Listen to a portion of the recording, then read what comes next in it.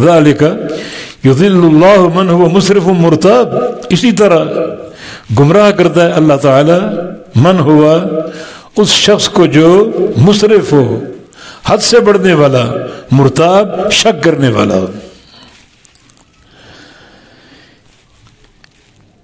یعنی گمراہی کے یہ دو اسباب ہیں،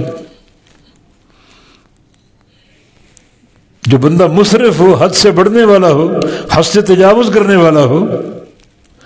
اپنی ذات کے حوالے سے یا کسی کی ذات کے حوالے سے۔ جیسے فرعون تھا، حد سے بڑھنے والا اپنی ذات کے حوالے سے کہ میں رب اعلیٰ ہوں، تو یہ مسرف ہدایت کے قابل نہیں، یہ گمراہی کے قابل، یا کسی کے بارے میں حد سے بڑھ جائے، کسی شخصیت کو اس کے مقام سے اونچا کر دے، بڑھا دے، اس کو معبود مان لے، اللہ کا بیٹا قرار دے دے، یہ بھی مسرف ہے، ہدایت کے قابل نہیں، بلکہ یہ گمراہ لوگ ہیں، اللہ ایسوں کو گمراہ کر دیتا ہے۔ اور مرتاب شک کرنے والا، دل میں شک ہو، وہ ہدایت کے قابل نہیں ہے، جب تک یسلم تسلیما، جب تک دل کے گہرائیوں سے قبول نہ کر لے اور تسلیم نہ کر لے۔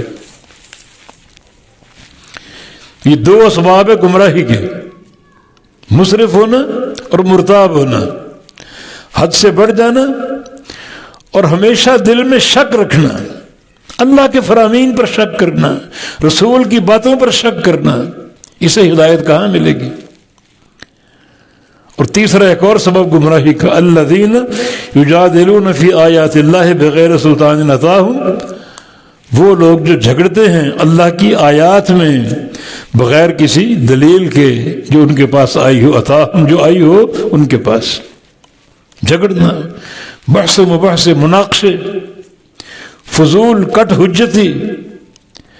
تو یہ لوگ بھی ہدایت کے قابل نہیں ہیں، بلکہ اللہ اور اس کے رسول کے فرامین کو خاموشی سے،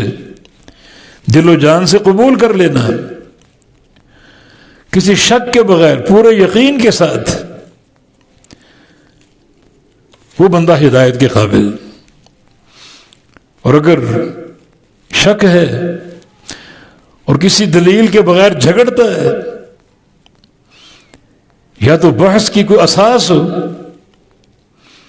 اس اساس پر بحث کر لے، قابل قبول ہو تو ٹھیک ہے، قابل قبول نہ ہو تو چھوڑ دے، مگر یہاں تو اساس ہی کوئی نہیں، بنیاد ہی کوئی نہیں کٹ حجتی کی، جھگڑنے کی اور بحث کرنے کی، تو ایسے لوگ بھی ہدایت کے قابل نہیں ہیں۔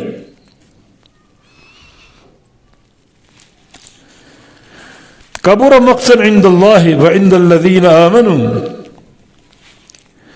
یہ بات بڑی ناراضگی کی ہے، عند اللہ، اللہ کے پاس، اللہ کے ہاں، وعند الذین آمنوا، اور ان لوگوں کے نزدیک جو ایمان لائے۔ یہ جو پیچھے تینوں چیزیں گزری، مسرف ہونا، مرتاب ہونا، جھگڑنا اور بحث کرنا کسی حجت کے بغیر، کسی بنیاد کے بغیر،